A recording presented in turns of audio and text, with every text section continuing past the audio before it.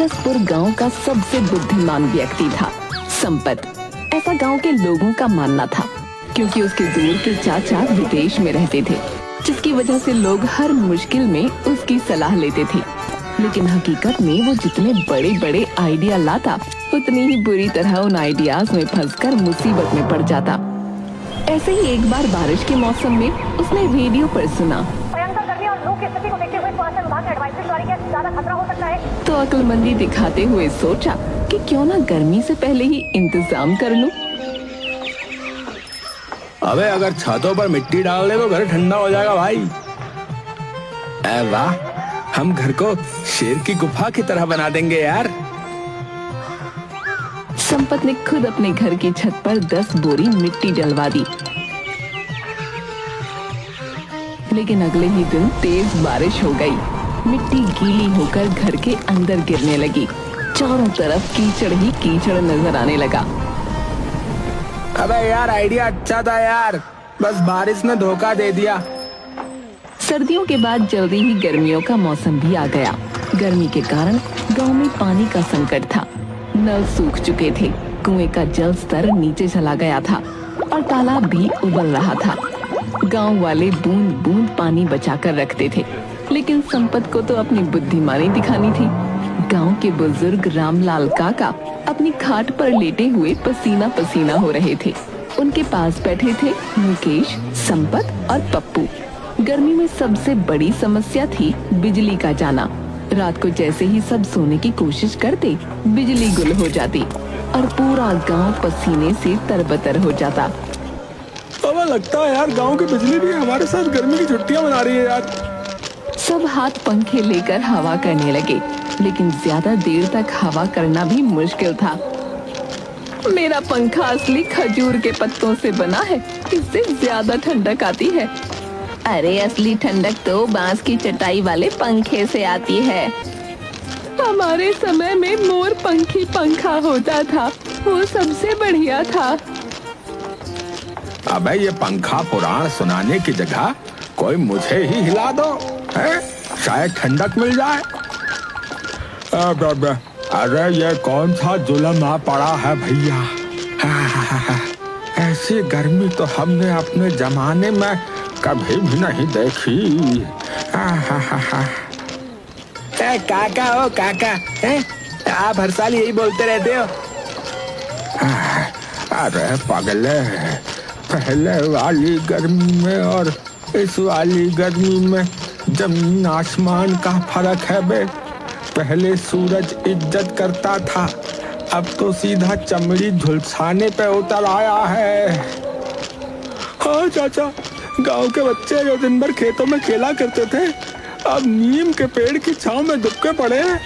कोई भी बाहर जाने की हिम्मत नहीं कर रहा। गांव में पानी का संकट इतना बढ़ गया है कि अब लोग चोरी चोरी दूसरों के घरों से पानी चुराने लगे। अरे ये तो बड़ी बुरी बात है यार। वैसे मैंने भी सुना है कि कल कोई आधी रात को पड़ोसी के नल से पानी भर रहा था और कोई गुपचुप जाकर दूसरे के घड़े से लोटे लोटे पानी निकाल रहा था। इसका ना बंदोबस्त करना ही पड़ेगा, बता रहा हूँ। पड़ा पड़ा सोता ही रहेगा कि पानी की व्यवस्था करेगा, मूर्ख कहीं के। अरे माँ, तुम समझती क्यों नहीं हो? मुझ पर सारे गांव की जिम्मेदारी है, समझा करो। ठीक है, तो मैं प्यासी ही मर जाती हूँ। सुबह पानी के टैंकर से सबने पानी भर लिया, पर तू आलसी सोता रहा। अरे अगर मैं रात के अंधेरे में चोरी चोरी पानी भर लूं तो कोई पकड़ेगा ही नहीं है।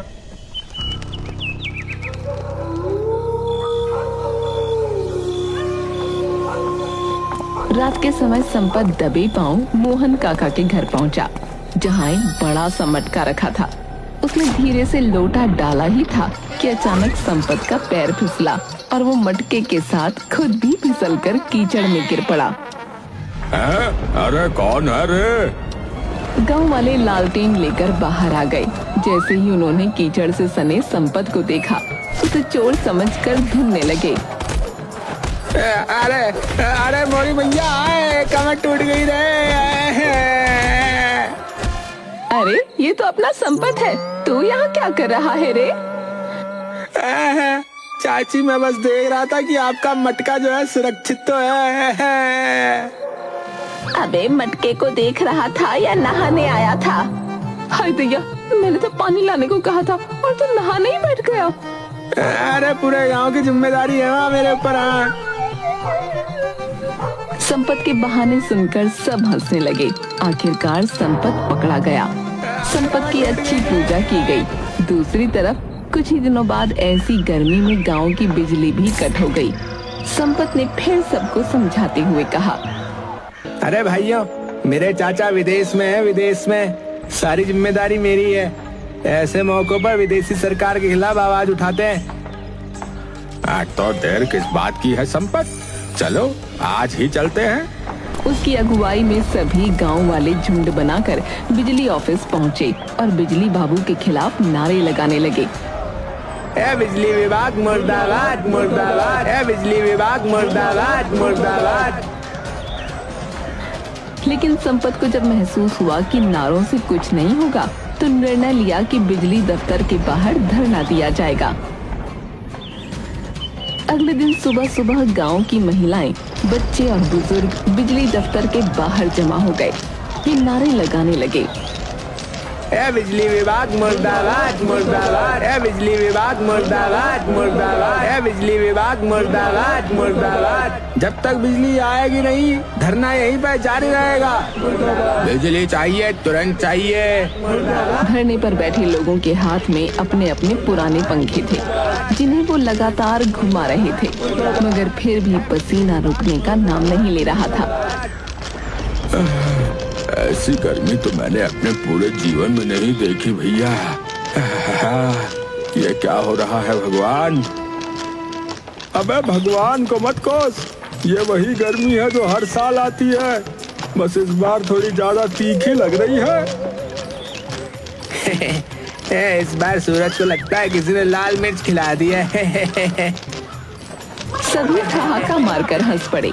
गर्मी से बचने के लिए सबने फैसला किया कि कहीं ठंडी जगह ढूंढी जाए। गांव के पुराने पीपल के पेड़ के नीचे जाने की योजना बनी। सब पीपल के पेड़ के नीचे पहुंचे और जैसे ही बैठे, तभी ऊपर से एक कौवा उड़कर मुखिया बुंदेल सिंह के सिर पर बीट कर गया। अरे ये क्या बदतमीजी है? कौवा भी जानता है कि गर्मी में दिमाग गर्म रहता है, फिर भी शरारत कर रहा है। मुखिया जी, ये तो शुभ संकेत है। कहते हैं जिस पर कौवा बीट कर दे, उसकी किस्मत चमक जाती है।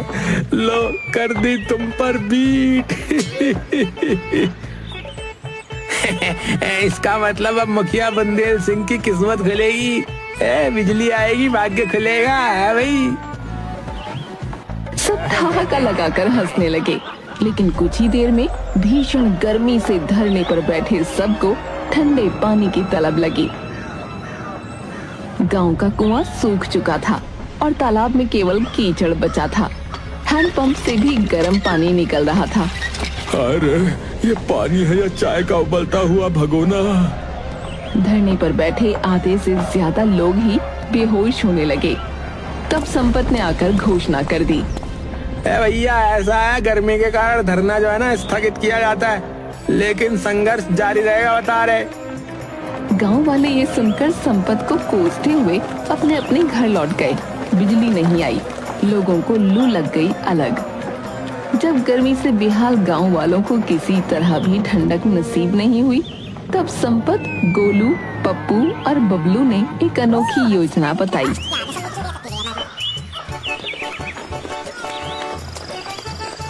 ये देखो भाई, शहर में लोग ना फ्रिज में ठंडा शरबत बनाते हैं, समझे?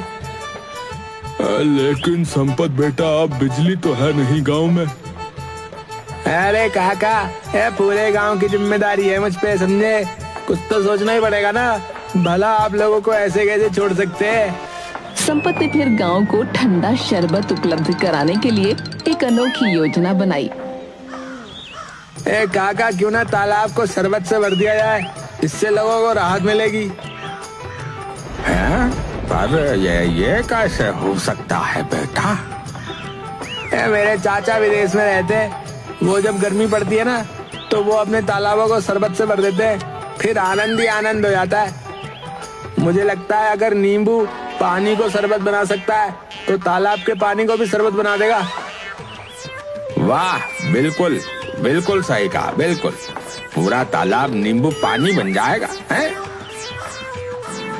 संपत ने सच में 50 नींबू तालाब में निचोड़ दिए, जिससे पानी का स्वाद तो नहीं बदला, लेकिन तालाब में रहने वाली मछलियां मरने लगीं। अरे संपत, तू तालाब में शरबत बनाने आया था या मछलियों का कब्रिस्तान बनाने रे? बेटा, कुछ तो दिमाग लगाया कर, है? तुझ पर जो है सबकी जिम्मेदारी है। आखिर तेरे चाचा यूं ही तो विदेश नहीं चले गए, उनका खून है तू, उन्हीं की तरह बुद्धिमानी के उपाय लगाया कर। लगता है चाचा कुछ गड़बड़ हो गई। चाचा ये देसी मछलियां कुछ समझती नहीं है, विदेशी मछलियां तो आराम से शरबत पीती हैं। इसी बीच ललिता ताई की बेटी छबीली की शादी होने वाली थी। छबीली संपत को बहुत पसंद करती थी, पर बेचारा चुप रहता था। एक दिन जब गर्मी में ताई की बेटी को लड़के वाले देखने आए, तब ताई बोली, बेटा, इस गांव की जिम्मेदारी तेरी है। इस गर्मी में कल घर मेहमान आ रहे हैं और बिजली भी कटी हुई है। बेटा तू ही कुछ कर, बात छबीली के रिश्ते की है। अरे वाला, ये भी कोई कहने की बात है ताई, है? तू चिंता न कर, सब हो जाएगा। संपत ने मेहमानों की व्यवस्था गांव के मुख्यालय में कर दी और चारों तरफ मोटे पर्दे लगा दिए। बाहर चलने वाली तेज लू के कारण हॉल के गीले पर्दे हवा से ठंडे हो गए। अंदर भी हाथ से खींचने वाले पंखे लगवाए गए थे, जिनके कारण मेहमानों को कुछ परेशानी न हुई। तब लड़का बोला, बापू, मैं तो कहूँ कि कुछ दिन यहीं रुक जाते हैं, ठंडी ठंडी हवा में कम से कम सोने को मिल रहा है, वरना ये ठाट अपने गांव में कहाँ है। ललिता बहन, आपने तो मेरे बेटे की इतनी सेवा कर दी है कि अभी तो वो इस गांव में 1-2 दिन और रहना चाहता है। तो फिर आप 1 दिन की और व्यवस्था कर दीजिए, हम 2 दिन में चले जाएंगे हैं। उसकी बातें सुनते ही ललिता ताई और संपत दोनों के होश उड़ गए, क्योंकि ना तो पंखा चलने वाले लड़के और ना ही मर्दों को गीला करने वाले लोग मौजूद थे। गांव में पानी की कमी थी, इसलिए किसी को भी संपत का ये आइडिया पसंद नहीं आ रहा था। कुछ घंटे की बात कहकर संपत ने सबको मनाया था, पर फिर पूरी रात ये कार्यक्रम करना खेल नहीं था।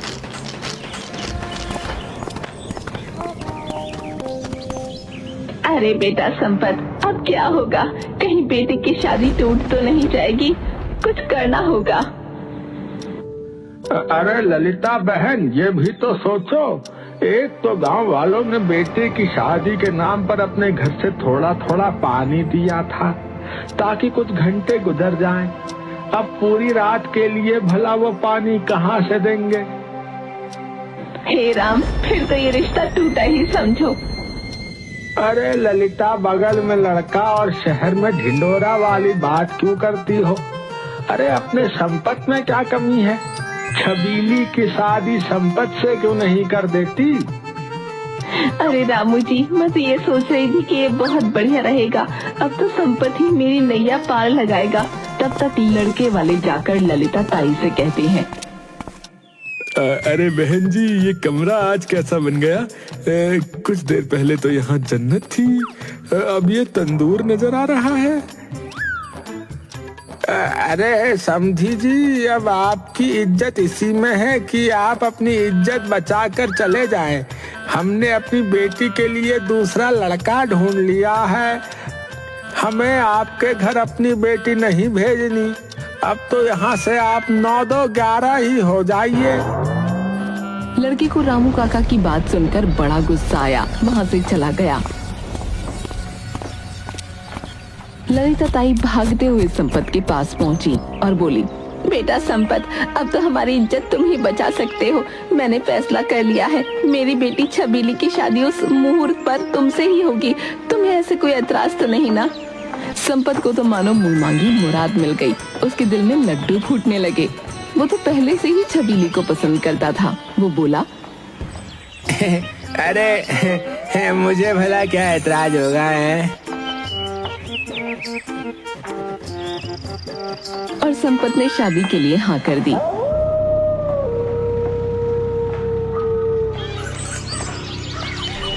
और शादी वाले दिन बारात निकलने से पहले संपत के चाचा ने माथे से पसीना पोंछते हुए गरजते हुए कहा, बारात नहीं निकलेगी, हाँ नहीं निकलेगी। रेडियो में आज दोपहर में 45 डिग्री तापमान का ऐलान हुआ है। ऐसे में निकले तो बारात में हम लोग नहीं बल्कि भुने मुर्गे पहुंचेंगे, बता रहे हैं। हाँ, पूरे गांव में हड़कंप मच गया। दूल्हा संपत चौंक गया। अरे ये क्या कह रहे हो चाचा, बारात काहे को नहीं निकलेगी? बेटा, हम बारात निकालेंगे तो वापस घर आने के लायक नहीं रहेंगे। इतने गर्म तंदूर में आदमी पक जाता है। बारात तो बारबेक्यू बन जाएगी बेटा। अरे बेटा देख जरा, अभी से इतना पसीना बह रहा है, पहुँचते पहुँचते तो तेरा सेहरा भीग कर लटक जाएगा। गर्मी से राहत पाने के लिए संपत के दोस्त बबलू ने एक अनोखा उपाय सोचा। उसने एक बड़ा मिट्टी का घड़ा लिया, उसमें बर्फ डालकर एक पुराने पंखे के सामने रख दिया। हेलो चाचा, आप ठंडे हो जाओ। अब ये बना हमारा देसी कूलर, अब बारात ले चलो ना। कुछ देर राहत मिली पर नतीजा वही टाए टाए फिर। हलवाई अलग परेशान हो रहे थे। गर्मी की वजह से रसगुल्ले रस में बदल रहे थे और गुलाब जामुन सूख कर काले पड़ रहे थे। मैं तो जाऊंगा, छबीली मेरा इंतजार करती होगी। बापू, बारात कैसे निकलेगी बता रहा हूँ। अरे घन चक्कर ज्यादा आशिक मत बन। हाँ, छबीली अब तक धूप में कबीली बन चुकी होगी। मैं आया बड़ा कहीं का। मुझे ही कुछ करना पड़ेगा। हाँ, तू ही बोलता है ना कि सारे गांव की जिम्मेदारी तेरी रहती है, तो इस शादी की भी जिम्मेदारी तेरी ही हुई, समझा? अब बता क्या करें? बुरा मत मानो चाचा, तो एक बात कहूँ, अगर घोड़ी को गीले कपड़े से ढक दे तो शायद वो गर्मी बर्दाश्त कर ले। संपत की बात सबको ठीक लगी।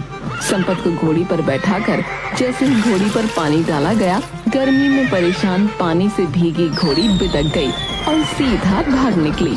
कुछ ही दूर पर दूल्हा संपत भी पड़ा नजर आ रहा था और चाचा जी भी घोड़ी को पकड़ने के चक्कर में खुद अपनी धोती को फंसाकर चारों खाने चित्त हो गए। किसी तरह उन्हें घर लाया गया और उस दिन उन्हीं की बात होती रही। अगले दिन सभी औरतें बातें करने लगीं। अरे यहाँ जो कुछ हुआ सो हुआ। बहनों, सुना है गांव में पानी की इतनी किल्लत हो गई है कि लोगों को घंटों लाइन में लगना पड़ता है। लेकिन कुछ लोगों ने नया तरीका निकाल लिया, वे नल के पास ही चटाई बिछाकर बैठने लगे हैं। अरे तो फिर हमें देर नहीं करनी चाहिए। फुलवा चाची, ललिता ताई और संपत की अम्मा ने नल के पास अपनी अपनी जगह पक्की कर ली। सुबह से शाम तक वहीं बैठकर वे नल पर आने वाले हर इंसान की खबर लेती।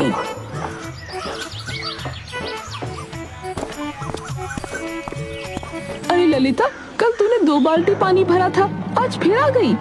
अरे चाची क्या करूं, पसीने से ज्यादा ही नहा रही हूँ। गोलू और पप्पू ने सोचा कि वे भी अपनी बारी जल्दी लेंगे। उन्होंने वहां आकर अपना तौलिया डाल दिया ताकि लगे कि उनकी जगह पक्की है। लेकिन जब वो 2 घंटे बाद लौटे तो उनका तौलिया गायब था और उसकी जगह रामलाल काका की लुंगी टंगी थी।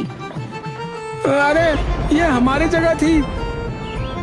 अबे, पानी की लाइन में पहले आओ और पहले पाँव चलता है, समझे?